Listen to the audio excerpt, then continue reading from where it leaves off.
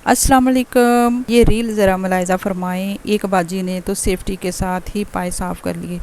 भाई मुझे तो इतनी हैरत हुई, मैंने कहा आपके साथ शेयर करूं और पूछूं कि भाई इस तरह साफ़ हो सकते हैं या नहीं हो सकते। उसने तो इसी तरह साफ़ किए और थोड़ा सा उसको बॉयल दिलवाया और बाकी के जो बाल बचे उसको चूल्हे पे झुलसा लिया और साफ़ करके सामने रख दिया। भई ये दिन भी देखने पड़ गए। लेकिन मैं मेरी भी आज मटन पाई की रेसिपी है। मैं उसको साफ़ करने का तरीका भी और पकाने का तरीका भी आपको बताऊंगी। नई नई बच्चियां सीखती हैं और उनको रेसिपी जब बनानी नहीं आती तो फिर उनके लिए परेशानी हो जाती है और वो रोना शुरू कर देती है कि भाई हमें पाए नहीं बनाने आते। आज बहुत अच्छे तरीके से पाए साफ़ करना और पकाना भी बताऊंगी। साफ़ कर लिए थे और उसको एक पतीले में पानी आप डाल के रख दें, थोड़ा सा आधा पतीला, और जब एक बॉयल आए तो सारे पाए जो साफ़ किए उसमें डाल दें। एक चम्मच जो नमक का डाल दें ताकि अच्छे से इसको एक बॉयल होने तक सिर्फ 1 या 1.5 मिनट तक उसको पकाना है। और पकाने के बाद उसका जो पानी ऊपर झाग झाग आ जाती है वो पानी समेत उंडेल दें और पाए साफ़ होके बाहर आप निकाल लें उसको।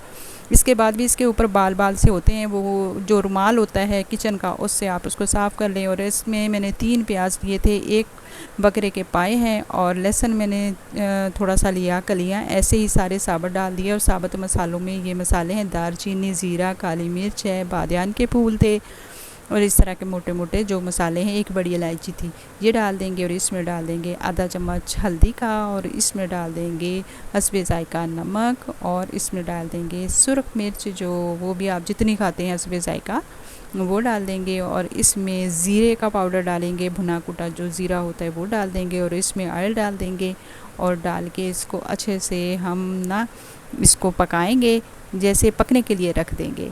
और इसमें ढेर सारा पानी डाल देंगे। आप 5-6 गिलास इसमें पानी के डालें और डाल के इसको पकने के लिए रख दें। प्रेशर कुकर में आज मैं इसको पकाऊंगी क्योंकि प्रेशर कुकर में ही अच्छे तरीके से गलते हैं। फिर बाद में मैंने निकाल के कढ़ाई में डाल दिया था।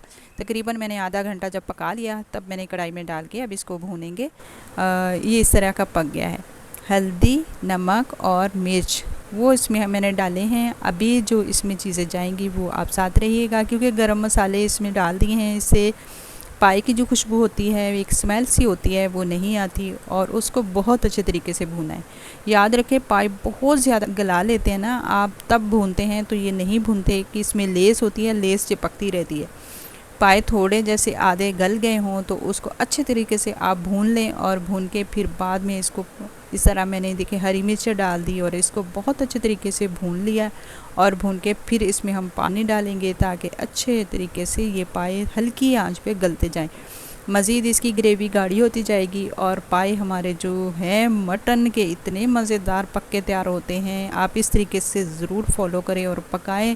और ये देखिए मैं इसको जो आधा करके, जैसे मैंने फुल पका के नहीं इसको भून रही, मैं थोड़ा सा इसकी कसर है अभी इसमें पकने के लिए। मैंने रही हूँ अच्छे तरीके से। प्याज देख ले मैंने साबुत डाले थे, उसमें लहसुन भी साबुत डाला था, वो सारा इसमें मिक्स हो जाता है जब इसको हम भूनते हैं।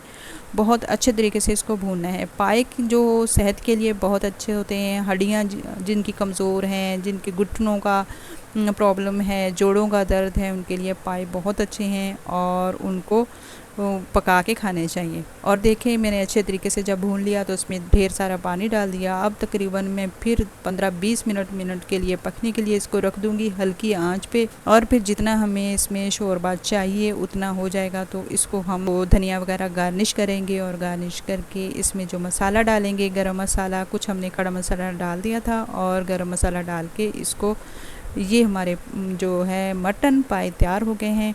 इसी तरह बड़े के पाए बनते हैं, इसी तरह ही मटन के पाए बनते हैं। पकाएं, खाएं और ख़ुद भी खाएं, अपने बच्चों को भी खिलाएं। आपको मेरी आज की रेसिपी ज़रूर पसंद आएगी। पसंद आए तो लाइक शेयर कीजिएगा और ये भी बताया करें कि आपको अगली रेसिपी कौन सी चाहिए। इंशाल्लाह एक तो ईद आ गई, दूसरा आम आ गए। आम की इतनी रेसिपीज़ बन रही है अभी मुझे समझ में नहीं आ रहा कि मैं ईद की रेसिपी शेयर करूँ या आम की शेयर करूँ। इंशाल्लाह आम की बहुत सारी चटनियों की रेसिपी, अचार की रेसिपी मज़ीद मेरी मोबाइल में भरी हुई है। लेकिन ईद के हिसाब से मैंने कहा चलो आपको अच्छी सी रेसिपीज़ दे दूँ, आसान सी रेसिपीज़ दे दूँ ताकि आप इसको पकाएं और आप इजीली ईद को मनाएं। तो ये देखिए अब काफ़ी देर हो गई थी पकते हुए और गाढ़ा हो गया है ये शोरबा। इसमें धनिया, हरी मिर्ची आप काट के डाल सकते हैं और गरम मसाला थोड़ा सा ऊपर छिड़क दें और ये हो गए पाए तैयार मज़ेदार से। उम्मीद करूँगी आपको मेरी ये वीडियो पसंद आएगी। अगर पसंद आती है तो लाइक शेयर लाजमी कीजिएगा और अगर आपने सब्सक्राइब नहीं किया तो सब्सक्राइब कर लीजिएगा। अपना और अपने बड़ों का, बच्चों का बहुत सारा ख्याल रखिएगा। फ़ी अमानिल्लाह। अस्सलाम वालेकुम व रहमतुल्लाहि व बरकातुहू।